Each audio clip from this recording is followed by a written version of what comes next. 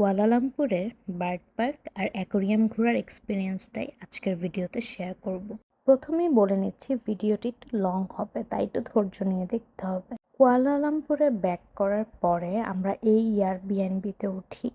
আর এই অ্যাপার্টমেন্টটা খুবই সুন্দর ছিল, খুবই হোমলি একটা ভাইব দিচ্ছিল। দেখেন এখান থেকে ভিউটা তো মার্শাল্লাহ অনেক সুন্দর ছিল। সেদিন যেহেতু জার্নি করে আবার কুয়ালালামপুরে আসি, অনেক টায়ার্ড থাকি আর ওইভাবে ভিডিও আমার করা হয় না। আর এইটা হচ্ছে নেক্সট ডের আমাদের ভিডিও। নেক্সট ডে হচ্ছে আমরা একটা সুন্দর বার্ড পার্ক ভিজিট করতে যাই। মালয়েশিয়াতে গেলে এই বার্ড পার্কটা একবার হলেও ভিজিট করা উচিত। যাই হোক, এখানে এনভায়রনমেন্টটা অন্যরকম একটা ভাইব দিচ্ছিল, মানে সব পাখি একদম খোলা ছিল, আশেপাশে ঘুরতেছিল, দেখতে ভালোই লাগছিল। আর এই যে এটা হচ্ছে ওয়ার্ল্ডের সবচেয়ে বড় কবুতর, কি সুন্দর দেখতে, তাই না?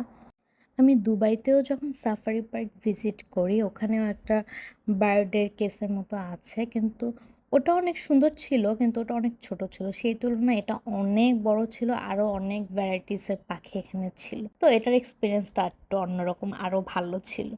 আর এইটা হচ্ছে মালয়েশিয়ার ন্যাশনাল বার্ড, যেটাকে খাওয়ানো হচ্ছে এখন। দেখতে কি কিউট, তাই না? ওদের ফিডিং সেশনগুলোর বিভিন্ন টাইম থাকে, যে এই টাইমে এই পাখিকে খাওয়ানো হবে। আমরাও একদম টাইম টু টাইম মেনটেন করে সব জায়গায় যাওয়ার চেষ্টা করছি, যেন কোনোটাই মিস না করি। এখানে আমরা চলে এসেছিলাম প্যারট ফিডিং সেশনে, যেখানে সবাই এই প্যারটগুলোকে খাওয়াচ্ছিল। দেখতে কী যে কিউট লাগছে। আর আমি যখন খাওয়ানোর চেষ্টা করছি, সব উপরে উঠে পড়ছে আমার। সব মিলিয়ে অনুভূতিটাই অন্যরকম ছিল, খুবই ভালো লাগতেছিল। এরপর হচ্ছে আমার হাজব্যান্ড খাওয়ানো শুরু করে দেয় এখানে। আর এইখানে যে রেড কালার প্যারটটা, এটা অনেক বসি বসি ভাব নিচ্ছিল, অন্যগুলাকে খাওয়ার কোনো সুযোগই দিচ্ছিল না। অন্যগুলো আসলে ওটাকে একদম সরাই দিয়ে নিজে খাচ্ছিল। এরপর আমরা সুন্দর একটা ঝর্ণার সামনে চলে যাই, যেখানে ফর দ্য ফার্স্ট টাইম আমি রেইনবো দেখতে পারি। যেহেতু ফার্স্ট টাইম দেখেছি, তাই এক্সপিরিয়েন্সটাও অনেক ভালো ছিল। আর আশেপাশের পরিবেশ তো অনেক সুন্দর ছিল। এই দিকে আবার আমার হাজব্যান্ড আমাকে ডাকছে, আর আমি কনফিউজ হয়ে গেছি যে হয়তো বা নতুন কোনো পাখি দেখতে পেরেছে, ওইটাই খুঁজতেছিলাম। এরপর হচ্ছে আমরা একটা বার্ড শো অ্যাটেন্ড করব, যেটার জন্যই আমরা রওনা দিই। আর এই সারস পাখিটা কি সুন্দর সাইড ওয়াক করে হেঁটে যাচ্ছে, একদম কেয়ারলেস ভাবে। এই তো এটা হচ্ছে আমাদের যে বার্ড শোটা আমরা অ্যাটেন্ড করি, সেইটা খুবই সুন্দর ছিল। বার্ড শোটা ভালোই লেগেছে, মানে এত ওয়েল ট্রেন্ড ছিল পাখিগুলা।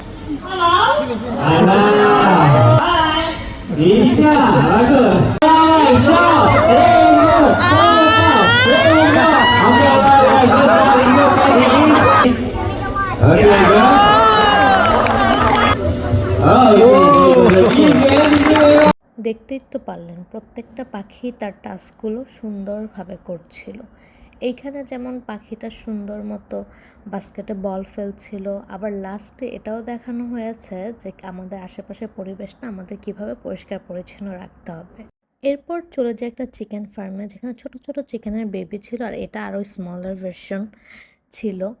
এরপর আশেপাশে ঘুরে আরও অনেক অনেক ধরনের পাখি দেখতে পারি। এখানে হচ্ছে অনেক রকমের সারস পাখি ছিল, তারপর হাঁস ছিল, রাজাহাঁস ছিল। এই একটু ঘোরাঘুরি করলাম। আর এখানের পাখিগুলো এত ফ্রেন্ডলি, এরা মানুষকে দেখে ভয় পায় না। নর্মালি তো পাখিরা মানুষ দেখলে একদম দৌড় দিয়ে পালায় যায়, এটা এখানে এরকম কিছুই না। এরা মানুষ দেখলে আরও কাছে আসে, আরও মানে খাবার চায় আর কি, এরকম। এরপর প্যাঁচার সাথে একটু দেখা করে আসলাম, যেহেতু দিনের বেলা এরা তো ঘুমাচ্ছিল, বেশি একটা ডিস্টার্ব করা যায়নি। বার্ড পার্ক ভিজিটিং শেষ করে আমরা আমাদের খানা দানা শেষ করে ফেলি। আর বাকিটা দিনই সেদিন মার্কেটে ঘোরাঘুরি করি, টুকটাক শপিং করি, যেহেতু আমাদের ব্যাক করার দিন প্রায় কাছাকাছি চলে আসছে। আর এইটা ছিল আমাদের সেদিনের ডিনার। এর পরের দিনের প্ল্যান ছিল আমরা একটা ফিশ অ্যাকোরিয়াম ঘুরবো, যেটা কুয়ালালামপুরেই ছিল। আর সেদিন ওরকম আমি ভিডিও ক্লিপ নিতে পারিনি, যার জন্য হচ্ছে 2 দিনের ভিডিও আমি একসাথে অ্যাটাচ করে ব্লগ দিয়ে দিচ্ছি। তো শুরুতেই অনেক রকমের মাছ দেখতে পারলাম। এখানে আবার একটা পার্পল কালার লবস্টার ছিল, দেখতে খুবই ইউনিক লাগতেছিল। এখানে আবার ফিডিং সেশন হচ্ছিল লবস্টারে। এটা ছিল একটা ইল ফিশ। আমি অনেক বড় একটা ইল ফিশ দেখেছিলাম, কিন্তু সেটা ছিল শারজা অ্যাকোয়ারিয়ামে, ওটা অনেক বড় ছিল। আমরা চেষ্টা করেছি প্রত্যেকটা ফিডিং সেশন অ্যাটেন্ড করার। এখানে আবার ওটার ফিডিং সেশন হচ্ছিল, তারপর কিছু প্লে অ্যাক্টিভিটিস হচ্ছিল।